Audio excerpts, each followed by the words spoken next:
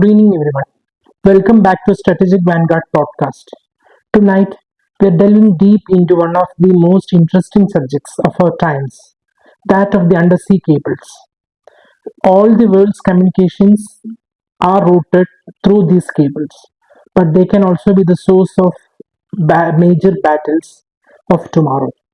So let us delve deep into the subject. Once again, welcome back to Strategic Vanguard. Okay, so think about this.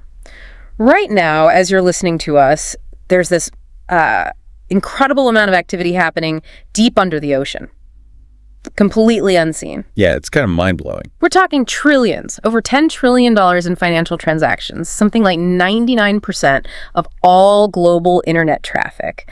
And it's all flowing through these really fragile glass fibers and pipelines too. It's staggering, isn't it? Most people just don't think about it. It's this vast hidden infrastructure. Exactly. Invisible arteries, you could call them, cables, pipelines, maybe even listening posts down there. That's a good way to put it. Yeah. But here's the unsettling part, the thing we really need to wrap our heads around today. Okay.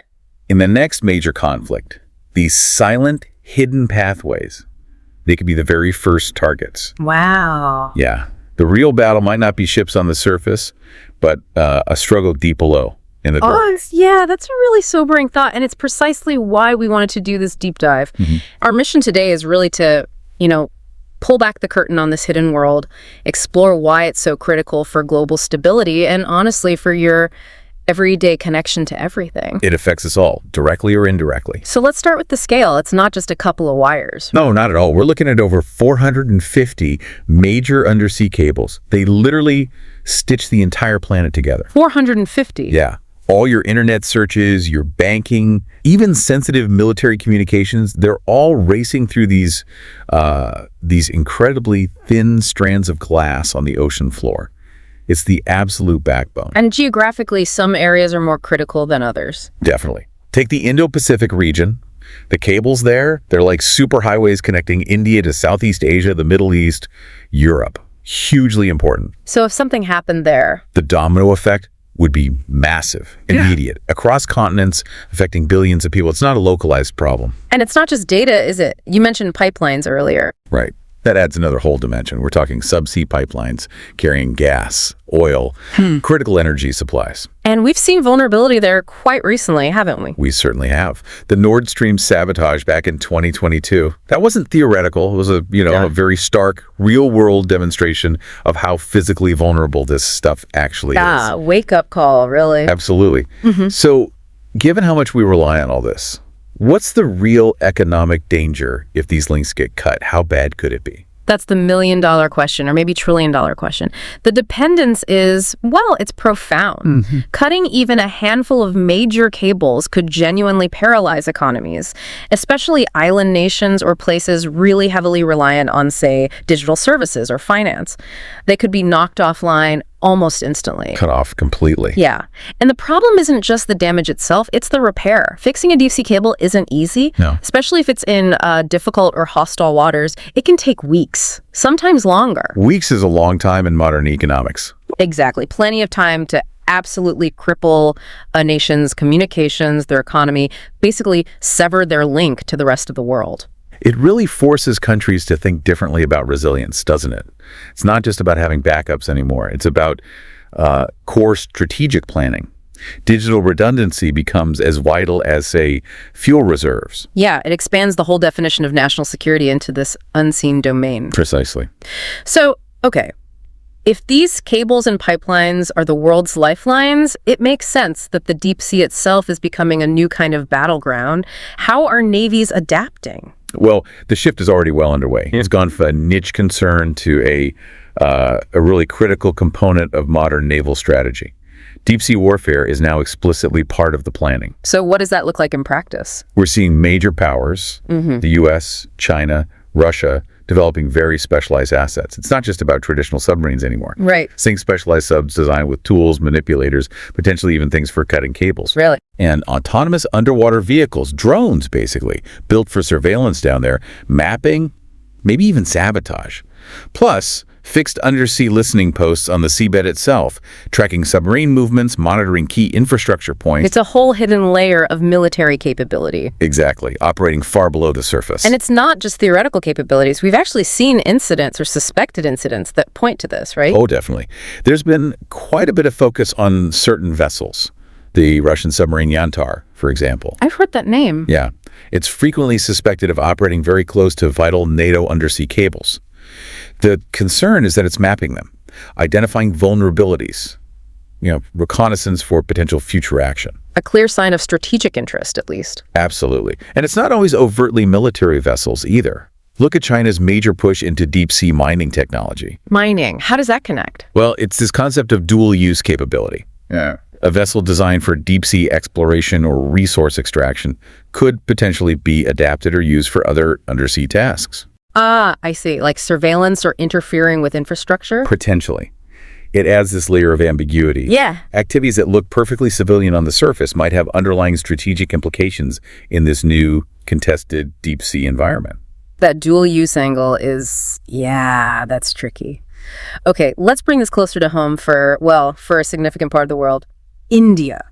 Huge IT sector, big financial markets, vital military needs. How vulnerable are they in this context? India's reliance is immense, absolutely. And its geography presents some very specific vulnerabilities that strategists are definitely aware of. Such as? Look at the Andaman and Nicobar Islands region. It acts as a natural choke point for many of the cables connecting the wider Asia-Pacific region through to the Middle East and Europe. A choke point, like a narrow bottleneck. Exactly, a concentration point for this critical infrastructure. Yeah. Any disruption there, whether accidental or deliberate, could have really disproportionate consequences for India's digital economy and its strategic communications. It's a known vulnerability. But India is not just sitting back, presumably. What are they doing about it? No, they're definitely not sitting idle. There's a clear push to enhance their own undersea capabilities. We see that with their nuclear submarines, like the INS Ariane class, which have deep water operational capacity. Okay. And they're also investing in things like deep-sea remotely operated vehicles, ROVs. These are unmanned subs, essentially, that can go down deep for inspection, maintenance, potentially even repair tasks. So building their own toolkit for this domain. Exactly. And looking ahead, the strategic needs are pretty clear. Things like closer partnerships, maybe with Quad allies, for better seabed monitoring, developing specific cable protection zones, maybe, and definitely building up rapid repair capabilities to shorten that tripling downtime we talked about. Proactive defense and mitigation. That's the name of the game. It has to be in this kind of contested underwater space. Okay, so we've talked physical threats, military capabilities, but the future might hold something even more complex. This idea of hybrid warfare in the deep sea. Yeah, that's where it gets really quite insidious. The idea that sabotage could happen even outside of a declared conflict. Oh, so? Well, imagine an incident. A cable gets cut. Was it an anchor drag, a fishing trawler accident, or was it something else? It can be disguised, made to look like an accident, creating disruption without triggering an open military response. Plausible deniability.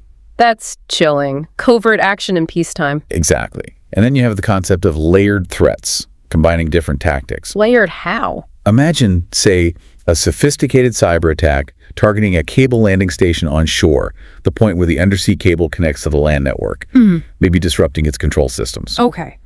And at the same time, there's physical damage to the cable itself out at sea. It's a coordinated attack hitting both the digital and physical weak points. Much harder to defend against, much harder to attribute quickly. A double whammy. Pretty much. Exploiting vulnerabilities across different domains simultaneously. And technology isn't standing still here, is it? What's coming down the pipeline, so to speak? Well, detection is a huge challenge over vast stretches of ocean floor.